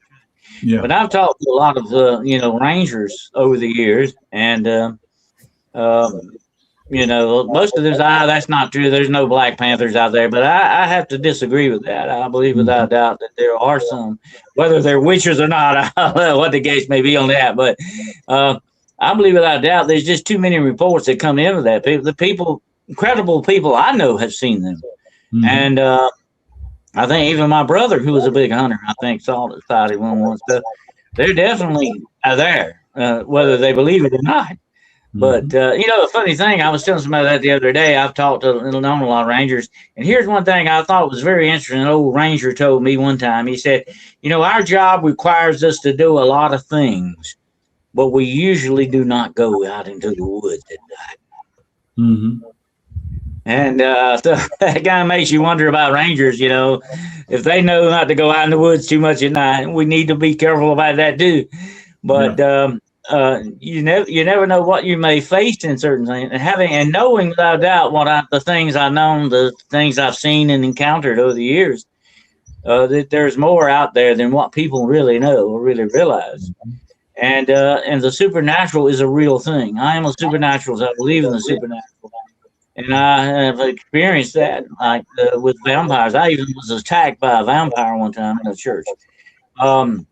These things are very real. And most of the time, and I get accused of this a lot. Again, people get mad at me. A lot of investigators, all you talk about is demons. But you got to play the demon card. It's on the table. You can't ignore it. If you're religious, this is part of the biblical teaching. And I believe without doubt that demons are the unclean spirits of the Nephilim left in this world from the flood. And you have, without doubt, their supervisors are fallen angel type things. I believe this without doubt. As a minister, believe in the word of God. That is what I stand behind that thinking, in those categories on that. But there, a lot of these things are definitely connected demonically, without a doubt. And you got to realize that. That's what you're dealing with. And these things can be very hazardous. I have been attacked by them on many different occasions. They can attack you 4 main ways. They can attack you physically, spiritually, mentally, or emotionally. And here's the weird thing. It's going to blow your mind when you think about it. They are shapeshifters. The demonic is shapeshifters. They could look like Bigfoot if they wanted to. They could look like Dogman if they wanted to. And if they thought that was something, an image they could use against you, I would not see them hesitating to do it. Just to give you a quick example, we all have heard of Slender Man. Slender Man was made up on the internet, okay? But now the demonic, there is evidence the demonic is using the Slender Man image because it scares people. They know what scares you. They know what pushes your button and pulls your chain, and they will not hesitate to do it. And that's the kind of forces you're dealing with when it comes to the demonic. And people who have sold over to that darkness. Now, those are the witches, the people deep in witchcraft and Satanism. And they are doing terrible things. I mean, like the vampires have the feast of blood. The werewolves, they do they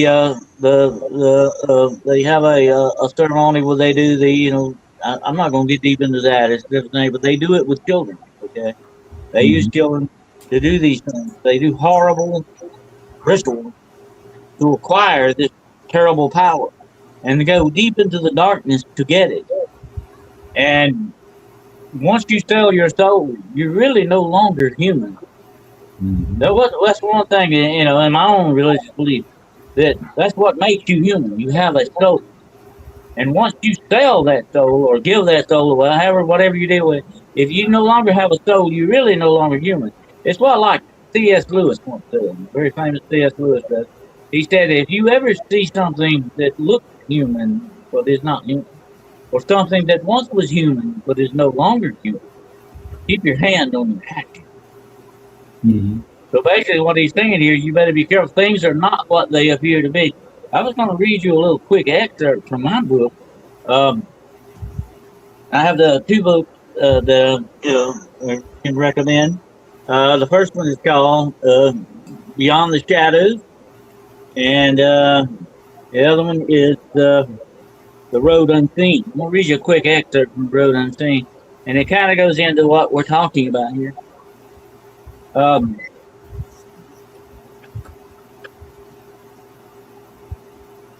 We within the field of exploring the supernatural will more than likely be introduced to this due to an encounter in our younger years. Okay. And that's what happened to me. I was encountered it in my younger years. Okay. All right.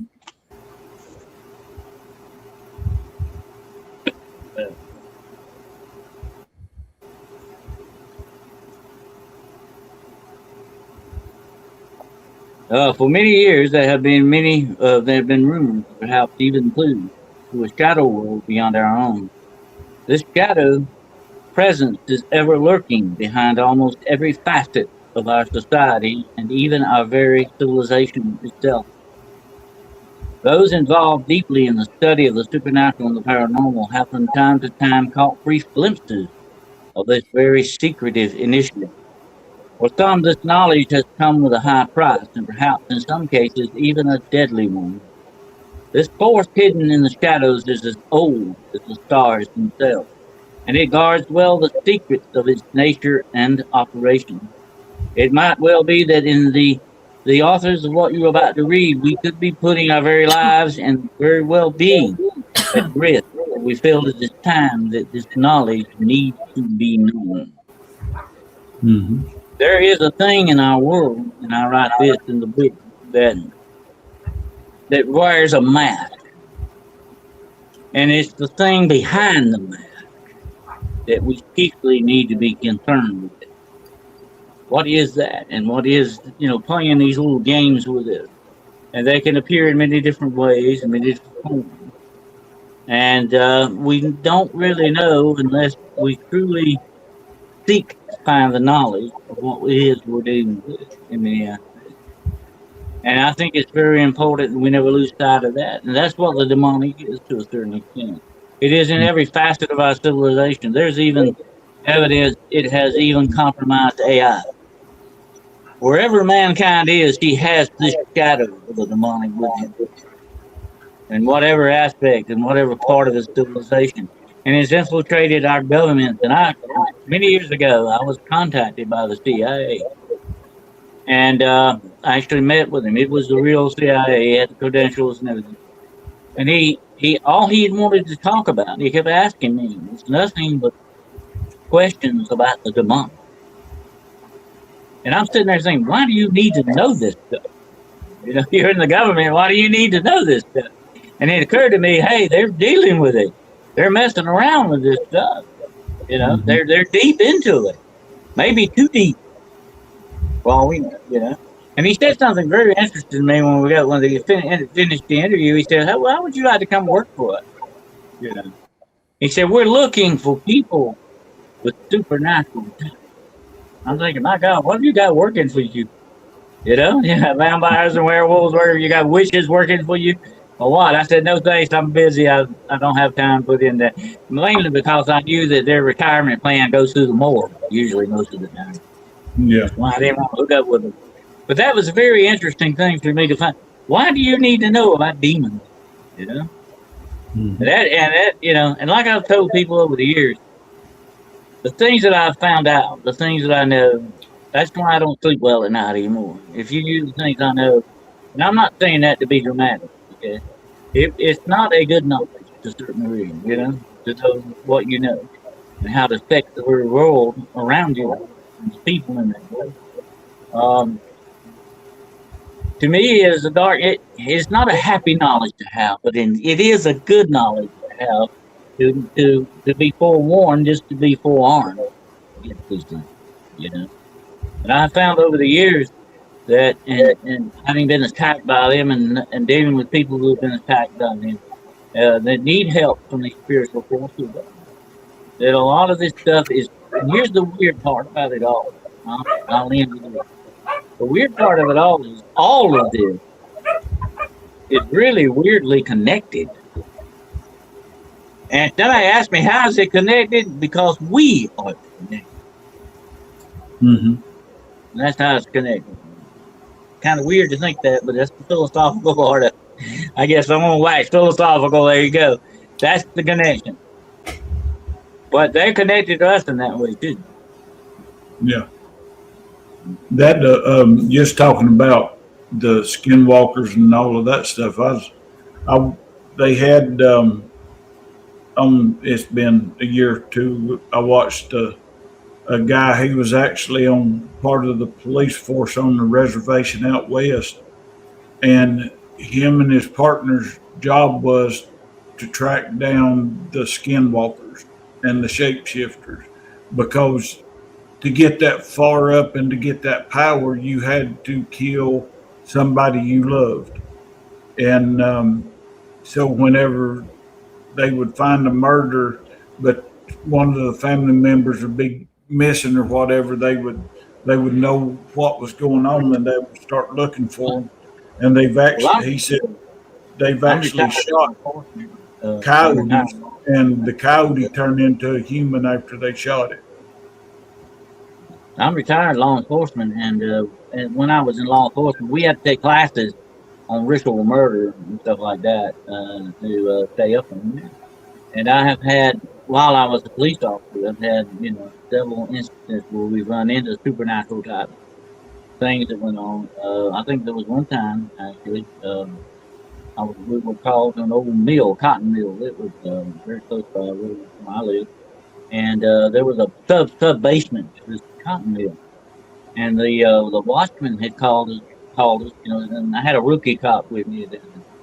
And we went in the stuff. It's like some of a horror movie. This thing was like, you know, you would think a place where Freddy Krueger would hang out or something. Anyway, we went down in this sub basement, and there was a room down there. And as soon as I opened the door to go into this room, I felt evil. I mean, it was just like you could put your hand on it, evil, like a fog, you know. And the young guy with me, I just stay here a minute, you know. And I walked in there, shining my light around, and on the floor is a big pentagram, and there was like blood on the walls of this room. It was a big, pretty good sized room. And I looked down and I said, "Oh, this is not an amateur." And knowing what I know, I said, "This is not an amateur. This is somebody who knew what he was doing. This was a demon raising circle." Okay.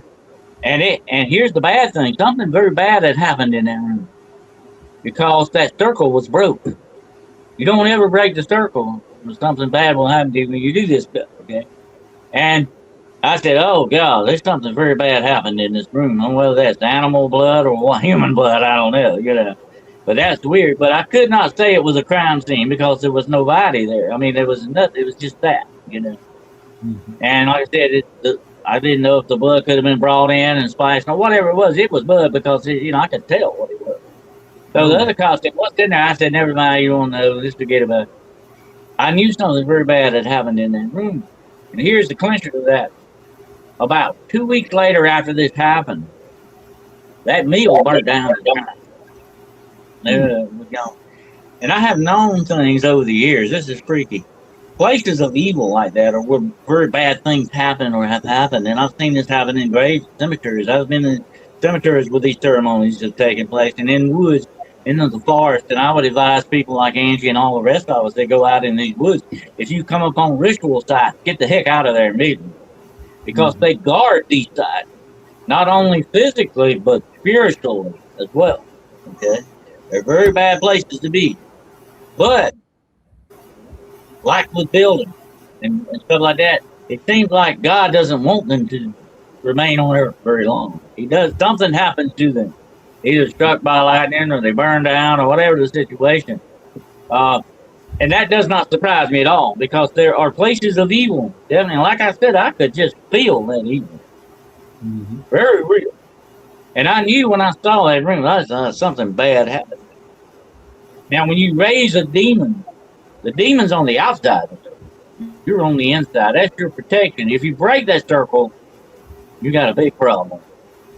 And that's probably what happened, whatever that situation. But that was not amateur kids fooling around. That was a real deal thing.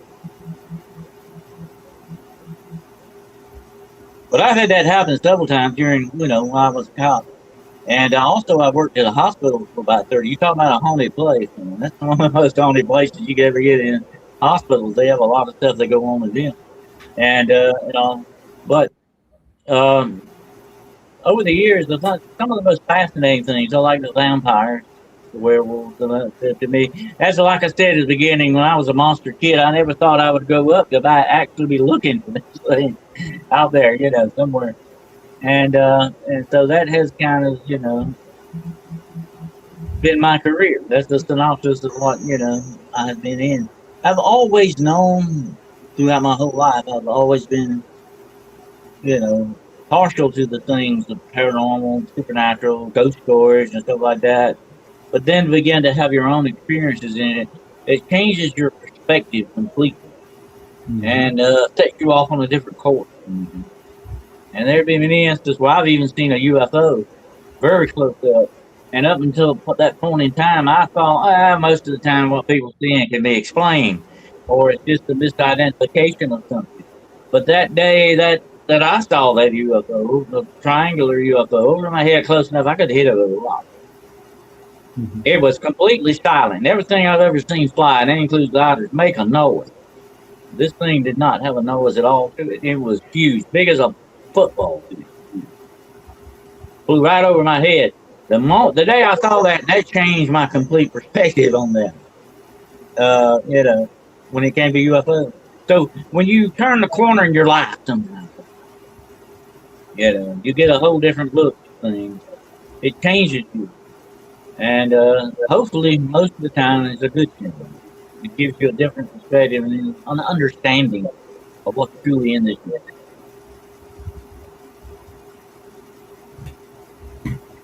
Well, guys, gals, y'all got any other questions? Or Angie, anything you want to add? I have a question for him. Shoot. It's my it's for Dr. Carroll. Why do you think demons like to hang out in cemeteries? What would be the purpose of them being there, since everybody there is already dead? Well, it's been my knowledge that when you are, let's say if you die, demons is dead. If you have demons when you die, they will hang around your remains for a while. Okay. And demons are definitely known for hanging out in places of the dead. Take what we call, he is the master demonologist, Jesus Christ, who ran into the Gadarene, the demonic possessed man. Look where he was at. He was in the cemetery. That man was actually living in the cemetery because the demons had control over him. And it's been my experience. I had one case, and I'll throw this real quick. I had one case of a woman who was deep in witchcraft and definitely had some type of demonic familiar spirit with her. When she died, her husband had her ashes in his closet. When she passed away, she drowned, I think, trying to swim to an island one night. That was a long story. But anyway, she was into witchcraft, deep into it. And when she died, she actually haunted her husband. He couldn't even sleep in his own bedroom because something was standing over there. So I went in there with a K2 meter one day, looking around, and it started pumping up. And I got close to the closet, and I went in there, and and it raises up real high, and I look up on the shelf, and there's a box up there. So I go back and ask her. I said, "What?" I didn't tell him what was going on because he's kind of a nervous guy, and you always kind of put your client first. You think about their welfare, I didn't want to scare him or anything like that. I said, "What's in that box in your closet?" He said, "Oh, that's my wife's ashes." And then it come to find out she was into witchcraft and all that. And I said, "Well, that tells me there's probably some type of demonic spirit still hanging around her remains." And that's why demons hang out in cemeteries. They are known to do that in places of the dead or places of intense trauma, pain and suffering, like in mental hospitals, emotional, mental, battlefields. they're attracted to those things.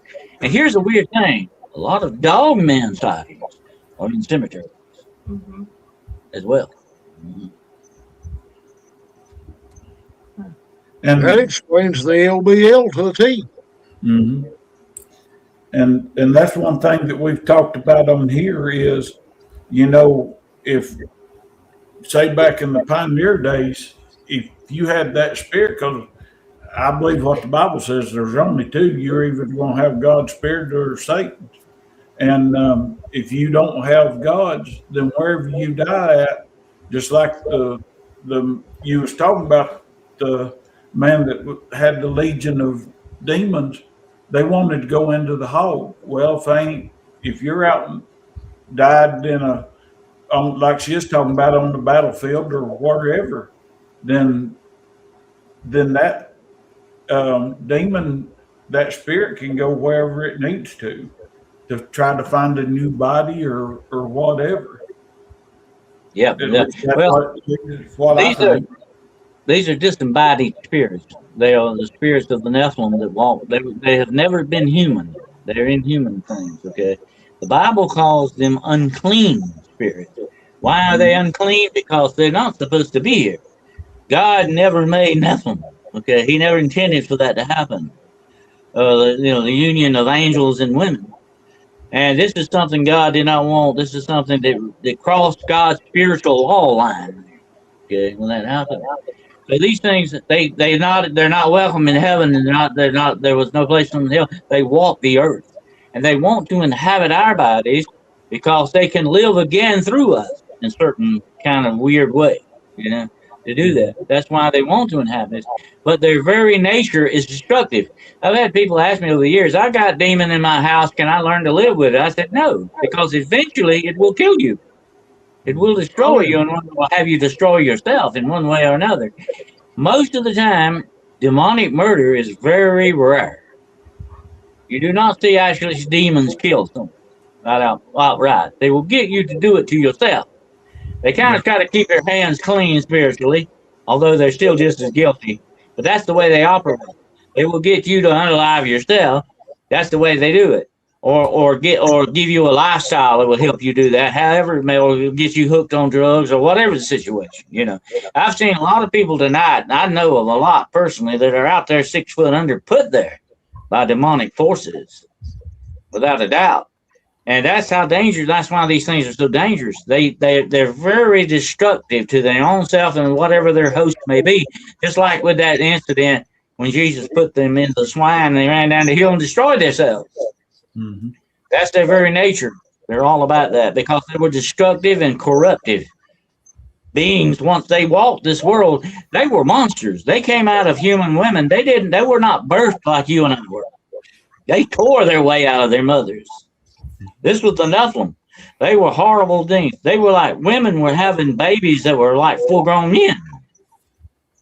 Okay, they would kill their mothers, and then once they came into this world, they were monsters. They eat people. They ate everything in sight, and when they ran out, they started eating people. Then they started eating each other.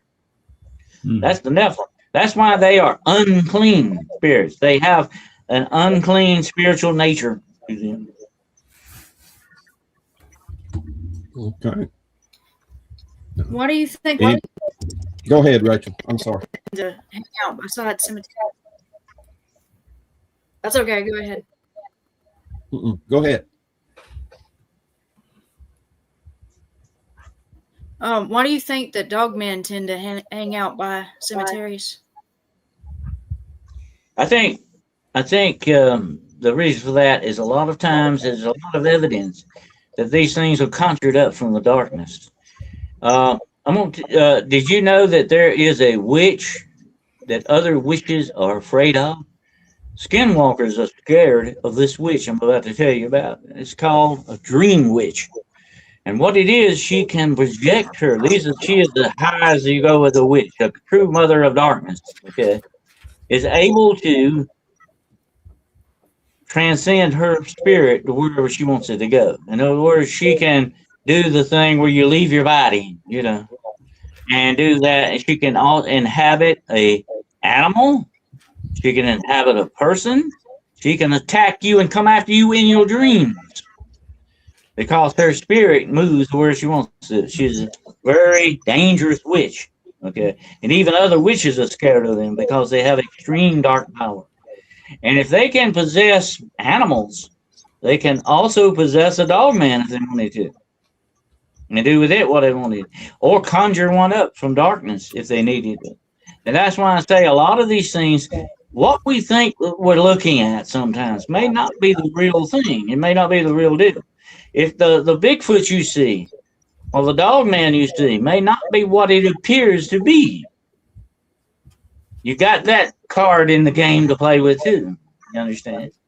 And there are people out there supposedly with this power that they can astrally project themselves wherever they want to. And if they can attack you in your dreams, they can certainly take over a Bigfoot or a dog man if they wanted to, or conjure one up for that matter. That's why I said that like that Bigfoot I met that night, the feeling I come away with, people asked me that over the years. It was just not a good feeling with that thing. I didn't feel like it was a happy forest giant going through the bushes eating blackberry. I just didn't feel that. I felt like that Nephilim spirit. There was definitely some connection to it, whatever it is. But I feel like it doesn't want anything to do with us sometimes, but it's very curious of us. That's just the feeling I get from, the encounters that I've had over the years. It's kind of a love-hate relationship going on with us. They kind of hate us and they don't want to do anything to do with us, and I don't blame them for that. But there's also like attraction. They're like, God, I got to see what they're going to do tomorrow, kind of thing.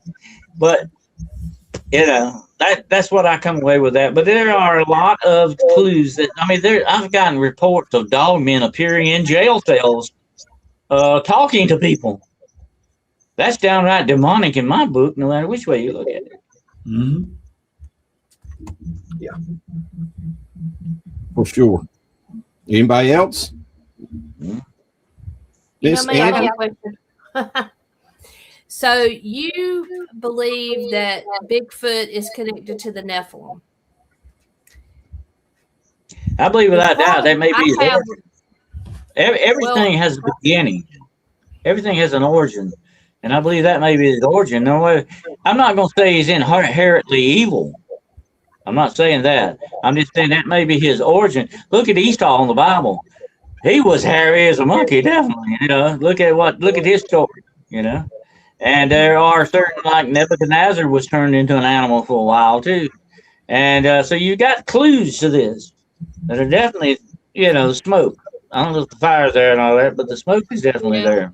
Well, the reason the problem I have with that is the fact that they procreate. So I can't understand how something related to Satan in that aspect would have the ability to reproduce children. To me, if they were Nephilim and they could reproduce, they would be a lot more horrible. Well, I don't know. I think the origin could be Nephilim, but they could be an offshoot from that. You know what I'm saying? They could be a remnant of that. We do know, according to the book of Enoch, that these fallen angels were not only experimenting with human women, they were experimenting with animals as well. Right. Yeah. Well, do you think whenever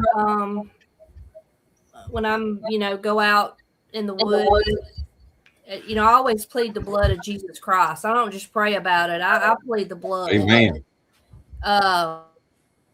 to cover me. And when I mentioned earlier, I'm real careful about things I do in the woods, out doing Bigfoot research. I just always try to be mindful of demons, because since I got into this subject, I have started trying to do research and learned a lot more about demons and realized just how powerful demons really are in everyday life. And I think people need to be educated more about demons, and they might not get into some of the situations they get into, like drugs and alcohol addiction and lots of other things. So yeah. Well, I would definitely advise anyone for any type of, research like this to prepare yourself, protect yourself spiritually before going. I do not set foot onto a case or an investigation or out in the woods without praying, protecting myself going in and coming out of that situation. It's very important. I've had hundreds of cases over the years of researchers having, going back home while something followed me back home, or something messing with my family now after that. And I would ask them, well, didn't you take protection? Didn't you protect yourself? If you didn't, that was foolish. Don't do that. You need to protect yourself spiritually, because I'm going to tell you something. We got to understand, in the existence that we live in this universe, there is the physical and the spiritual, and they're both connected with us. We're spiritual and physical. And if we don't, we worry about maybe carrying a firearm. But then we don't worry about protecting ourselves spiritually. We're still wide open to things out there that might not, have our best interest at heart. So we need to protect ourselves both ways, physically and spiritually. And no matter what we do, it's been my experience over the years, the demonic are opportunists. All they're waiting is for you to give them that little pinky in the door that they can get in. All they want is that little unguarded moment, and they will grab that opportunity with both hands and do what they want to with it. We got to guard against that, physically and spiritually, by allowing the things in our lives, by watching what we open doors to, physically and spiritually, in our lives, in our families, in our homes, in our work, in our endeavors, whatever they may be. Jesus warned us in the Bible, do not let your plans be known, because the enemy is always listening. There are such things as monitoring spirits, and they may find you very interesting. They be watching you like Bigfoot seems to watch you. I have known without doubt. I've been in the woods many times, but I know that he was watching me. And they're very intentionally do that. Like I said, they're very curious. And by the way, curiosity is a sign of, guess what? High intelligence. Okay. And I have been watched many times out there, and I'm curious by him some of them times. They're definitely by Bigfoot. So they're very curious, but they're very watching. But there are also demonic spirits like that out there. They are known as monitoring spirits. And their job is to watch you and try to trip you up every which way you go. So it's best to really keep yourself spiritually guarded and safe against these type things.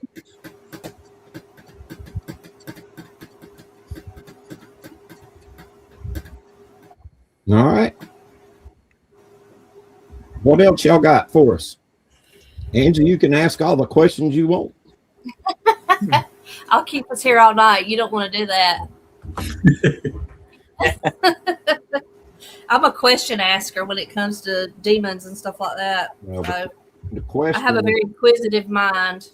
questions are always what really fuels Inquiring minds on the net. zone. If you don't keep it on a track of trust me, if you don't keep it on a good track, me or Tim or Rob or George, we liable to take it. You can't trust us. We're about half crazy, and gosh, y'all kept us on. We actually should get some kind of award tonight, guys, for staying on track. I ain't gonna say that we got ADD, but we're like, yeah, okay, all right. Oh, shiny. That's about how long it takes us to get off track. Yeah, exactly. Now, here's what it usually winds up being. Yep. PG-13, pretty good for 13 minutes.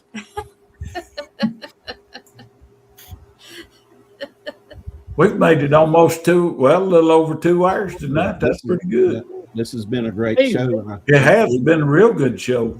Got a lot of good information. We generally speaking held on to most of our watchers. So our guests tonight have kept people's attention. Mhm. Good. So awesome. They've kept mine, and that's got to be some kind of record. Yeah. Well, how can people get a hold of you, Dr. Carroll?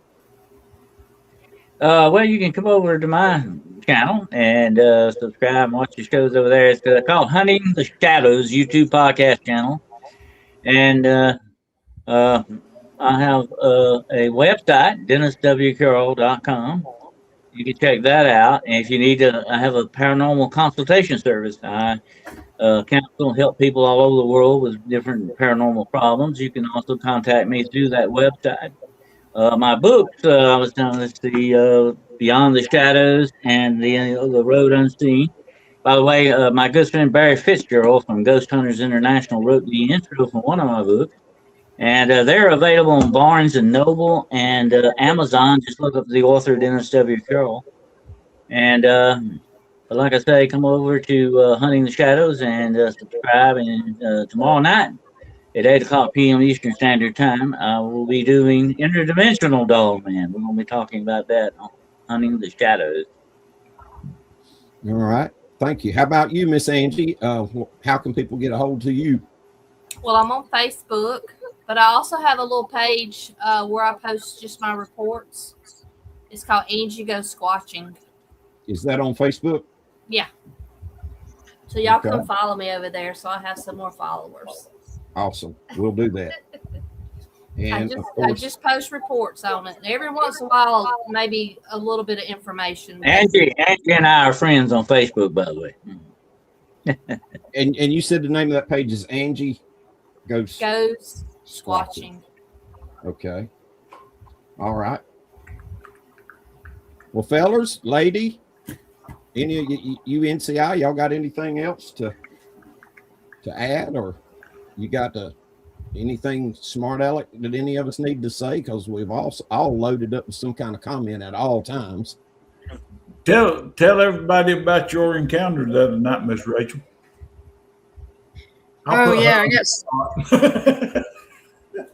I got surrounded up here. I was sitting outside after dark, and it sounded like the whole woods were coming crashing down up there where I keep putting the game cameras and they keep getting turned off and going missing. It sounded like a tornado on both sides of me. It was closer over on the right side. Heard something coming to them. That's where all those trees, whenever you guys were up here, all those trees were knocked over and a lot of them stacked up and piled on top of each other. But then it started happening on the other side too. And I know there was at least 3 of them. Awesome. Did you feel afraid? Did you have a bad feeling? No, I just felt like I was being watched. I didn't feel scared at all. I knew that there was something out there watching me, but So no peeing on yourself or nothing like that, or squalling or hollering. Okay. Well, you do tend to be a little bit more courageous than the rest of us. thought about taking him a gift out there, give him some white fudge Oreo or something. You'll catch me.